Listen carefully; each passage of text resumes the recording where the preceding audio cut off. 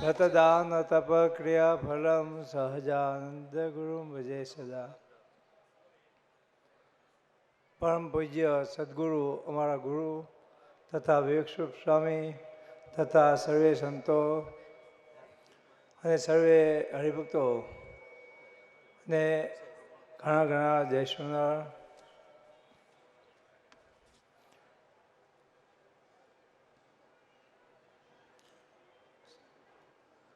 વચનામૃતમાં મધ્ય પ્રકારનું 70મું વચનામૃત છે.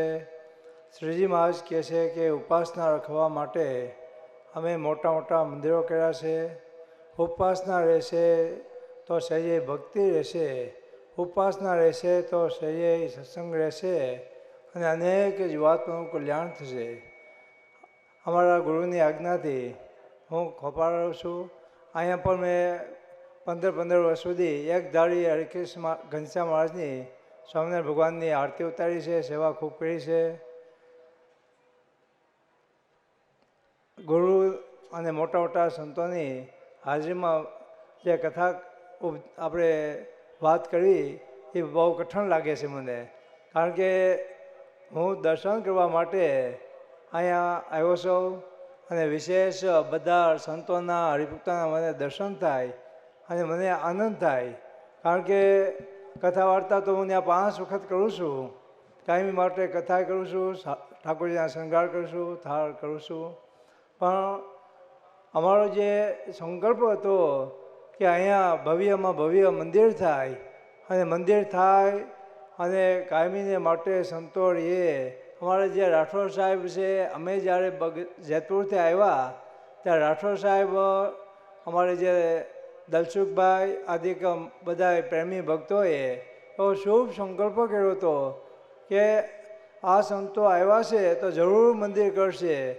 અમે જે અમારા જે મોટા સ્વામી શ્રીદાસ સ્વામી એમના શુભ સંકલ્પથી અને બધા સંતોના કૃપાથી અને બધા હરિભક્તોની ખૂબ ઉદાર ભાવથી જે અહીંયા બધા ભક્તોએ તન મન ને ધનથી ખૂબ સેવા કરી છે અને વિદેશના ભક્તોએ પણ ખૂબ સેવા કરી છે. અહીંયા હરિભક્તો બહુ ગરીબ છે પણ હરિભક્તોનો પ્રેમ એવો છે. સંતો ભગવાન ક્યાં રહે છે તો જ્યાં પ્રેમ છે, જેની ઉદાર ભાવ છે ત્યાં સંતો રહે છે, ત્યાં ભગવાન રહે છે. જ્યાં ભગવાનને સંત હોય ત્યાં અષ્ટસિદ્ધિઓ 9 નિધિઓ હાજર હોય છે.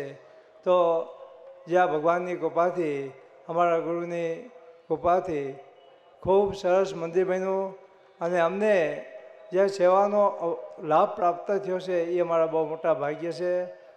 અમને જે અહીંયા ઘણા વર્ષો ત્યાં સેવા કરી છે અને હરિભક્તોએ ખૂબ મહિમાથી સંતોને આમાં દેશ વિદેશ બધું બોલાવી દે એવા પ્રેમી હરિભક્તો છે. આ ગામના આજુબાજુના ગામના ભક્તો એવા બહુ પ્રેમી છે કે જેને કરી ભલે અમે દેશ વિદેશમાં રહેતા હોય ગુરુની આજ્ઞાથી પણ છતાંય અમારો જીવ અહીંયા જ હોય છે.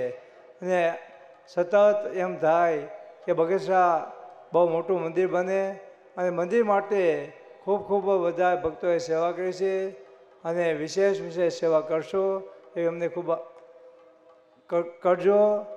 અને આ સેવાના માધ્યમથી, કારણ કે ગીતાજીમાં ભગવાને એમ કીધું છે કે આ તપસ્યાથી અંતકરણની શુદ્ધિ થાય છે, કે આ દાનથી શુદ્ધિ થાય છે, કે આ યજ્ઞથી શુદ્ધિ થાય છે. તો યજ્ઞ અને તપ કરવું બહુ કઠણ છે પણ જે દાનથી જીવાત્માની શુદ્ધિ થાય છે, અંતકરણની શુદ્ધિ થાય છે, પરમાત્માની પ્રાપ્તિ થાય છે.